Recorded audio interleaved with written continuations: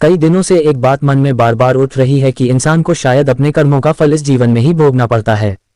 ये बात नहीं है कि मैं टेलीविजन में आने वाले क्राइम और भक्ति प्रधान कार्यक्रमों से प्रभावित हो गया हूँ। ये भी नहीं है कि धर्मग्रंथों का पाठ करने लगा हूँ, न ही किसी बाबा का भक्त बना हूँ। ये भी नहीं कि पश्चाताप की महत्ता नए सिरे में समझ आ गई हो। दरअसल बात यह है कि इन दिनों मेरी सुपुत्री राशि का मेलजोल अपने सहकर्मी रमन के साथ काफी बढ़ गया है। मेरी चिंता का विषय रमन का शादीशुदा होना है। राशि एक निजी बैंक में मैनेजर के पद पर कार्यरत है।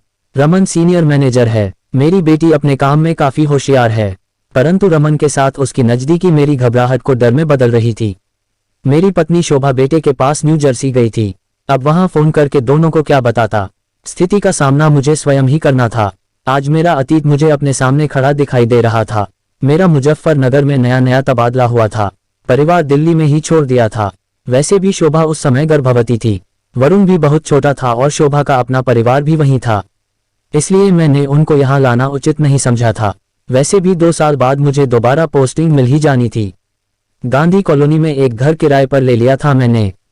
वहां से मेरा बैंक भी पास पड़ता था।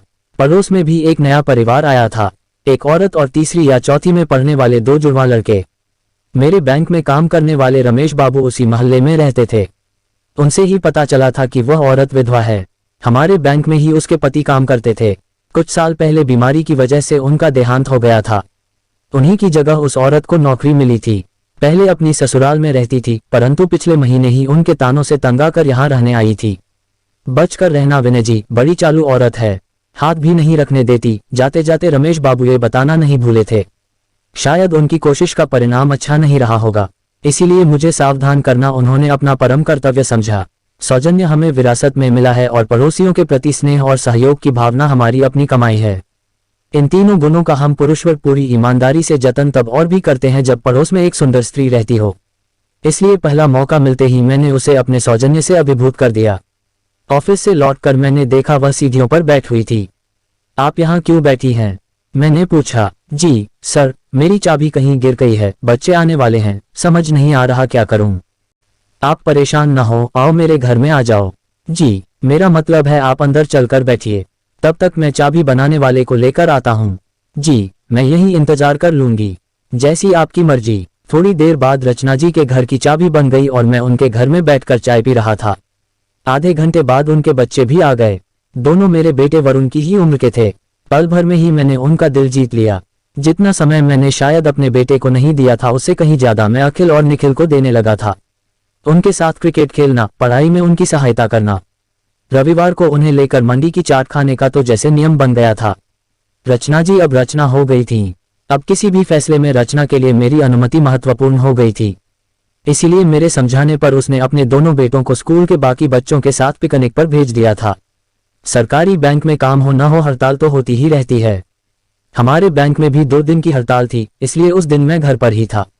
अमूमन छुट्टी के दिन मैं रचना के घर ही खाना खाता था, परंतु उस रोज बात कुछ अलग थी। घर में दोनों बच्चे नहीं थे। क्या मैं अंदर आ सकता हूँ रचना? अरे विनय जी, अब क्या आपको भी आने से पहले इजाजत लेनी पड़ेगी। खाना खाकर दोनों टीवी देखने लगे। थोड़ी देर बाद मुझे लगा रचना कुछ असहज सी है। क्या हुआ रचना, तबीयत ठीक नहीं है क्या? कुछ नहीं, बस थोड़ा सिर दर्द है। अपनी जगह से उठकर मैं उसका सिर दबाने लगा। सिर दबाते दबाते मेरे हाथ उसके कंधे तक पहुंच गए। उसने अपनी आंखें बंद कर लीं। हम किसी और ही दुनिया में खोने लगे। थोड़ी देर बाद रचना ने मना करने के लिए मुंह खोला तो मैंने आगे बढ़कर उसके होंठों पर अपने होंठ रख दिए। उसके बाद रचना ने आंखें नहीं खोली। मैं धीरे धीरे उसके करीब आता चला गया। कहीं कोई संकोच नहीं था दोनों के बीच, जैसे हमारे शरीर सालों से मिलना चाहते हों। दिल ने दिल की आवाज सुन ली थी, शरीर ने शरीर की भाषा पहचान ली थी। उसके कानों के पास जाकर मैं धीरे से फुसफुसाया, प्लीज आंखें न खोलना तुम, आज बंद आंखों में मैं समाया हूं।